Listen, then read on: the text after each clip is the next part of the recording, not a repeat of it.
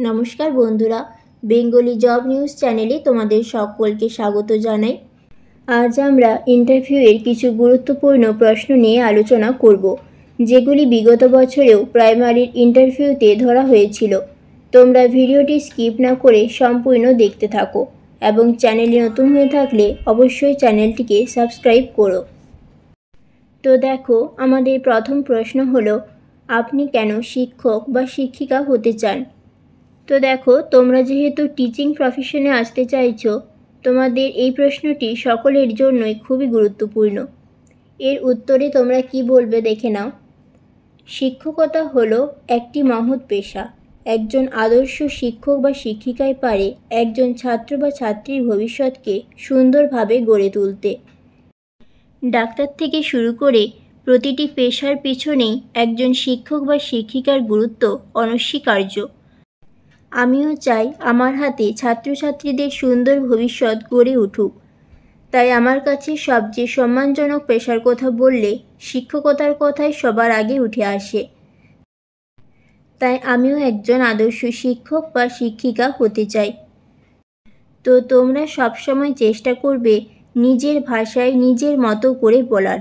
কখনো এটা বুঝতে দেবে না যে তোমরা মুখস্থ করে সেটা ওদের সামনে বা ওদের কাছে বলছো।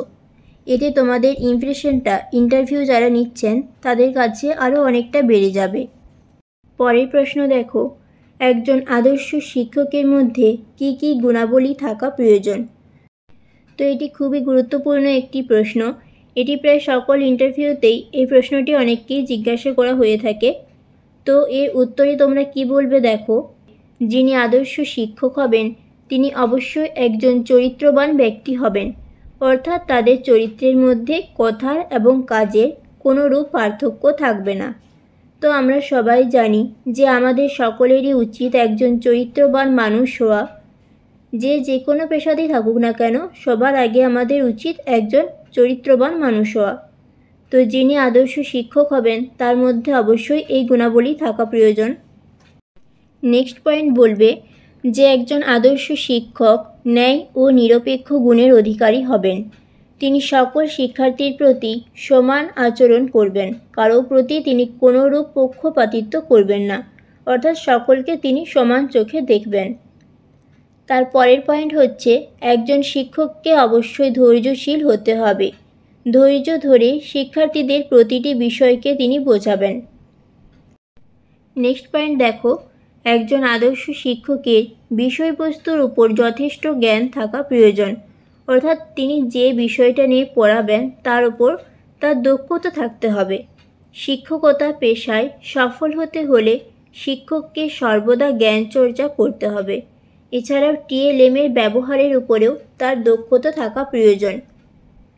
তোমরা এছাড়াও বলতে পারো যে একজন আদর্শ শিক্ষকের প্রশ্নকরণের দক্ষতা থাকা প্রয়োজন। তিনি সঠিক প্রশ্ন সঠিকভাবে যদি উপস্থাপনা করেন তাহলে ক্লাসরুমটি আরও বেশি প্রাঞ্জল হয়ে উঠবে। তো দেখো, তোমাদের একজনের ইন্টারভিউয়ের জন্য ইন্টারভিউরা কিন্তু প্রচুর সময় দেবেন না। তো যতটা সময় দেবেন তার মধ্যেই তোমরা যটা পয়েন্ট নামাতে পারবে তোমরা নামাবে। আমি অনেকগুলো বলে দিলাম কারণ তোমরা জেনে রাখবে। তোমাদের যদি বেশি সময় দেয় তো তোমরা প্রতিটাই বলবে, না হলে দুটো, ম্যাক্সিমাম দুটোই বলবে। এবার দেখো, পরের প্রশ্ন হচ্ছে, আন্তর্জাতিক শিক্ষক দিবস কবে পালিত হয়?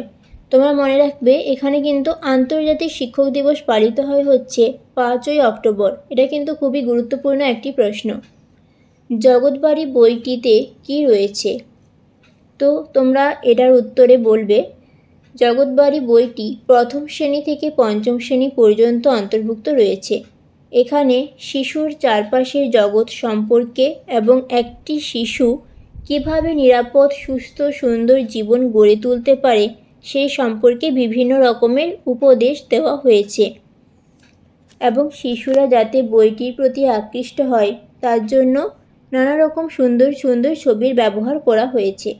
তো তোমরা জানোই যে একজন শিশু তোমরা এই যে টিএলএমের যে ব্যবহারটা হয়েছে, টিএলএম ব্যবহার কেন করা হয় না শিশুদের আকৃষ্ট করার জন্য। তোমরা যত টিএলএম ব্যবহার করবে, অর্থাৎ ছবি তোমরা যত দেখাবে তত তারা বেশি আকৃষ্ট হয়ে পড়ার মধ্যে থাকতে পারবে। তো নেক্সট প্রশ্ন দেখো, সহজপাঠ বইটি কার লেখা? তো এটা সকলেই জানো, রবীন্দ্রনাথ ঠাকুরের লেখা। সহজপাঠ বইটির মধ্যে যে ছবিগুলো রয়েছে সেটি কে অঙ্কন করেছেন? তো সহজপাঠ বইয়ের মধ্যে দেখবে প্রচুর ছবি রয়েছে, যেগুলো অঙ্কন করেছেন অর্থাৎ এঁকেছেন হলো নন্দলাল বসু। এটা কিন্তু খুব গুরুত্বপূর্ণ, এটা মনে রাখবে।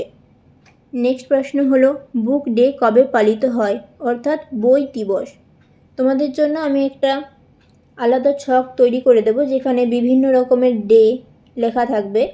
যেমন ধরো শিশু দিবস, শিক্ষক দিবস। তো এখন দেখো এখানে যেটা রয়েছে, বুক ডে কবে পালিত হয়। তো এটা কিন্তু খুব গুরুত্বপূর্ণ, কারণ বই দিবস এটা ইন্টারভিউতে পড়েও ছিল আগের বছরেই। তো প্রতি বছর 2রা জানুয়ারি শিক্ষার্থীদের বই বিতরণ করা হয়ে থাকে 1 জানুয়ারির পরের দিন। ঠিক আছে, এটা মনে রাখবে যে 2 জানুয়ারি। তো সেই জন্য ওই দিনটাকে বুক ডে বলে চিহ্নিত করা হয়। তো তোমাদের যদি ভিডিওটি ভালো লেগে থাকে তাহলে অবশ্যই ভিডিওটিতে একটি লাইক, কমেন্ট এবং শেয়ার করে সাথে থেকো। আর তোমরা কীরকম ভিডিও দেখতে চাইছো সেটি অবশ্যই কমেন্টে জানিও। যদি ইন্টারভিউ রিলেটেড তোমরা ভিডিও চাও, আমি আবার নেক্সট ভিডিওতে বানাবো, কারণ এখন সামনে ইন্টারভিউ তোমাদের নেওয়ার কথা আছে। পর্ষদ হয়তো পুজোর পরেই তোমাদের ইন্টারভিউ নোটিফিকেশন দেবে। তো তোমরা যতটা সম্ভব ইন্টারভিউ নিয়ে এই সমস্ত কোশ্চেন তোমরা আলোচনা করে দিচ্ছি, এগুলো তোমরা অবশ্যই মনে রেখো।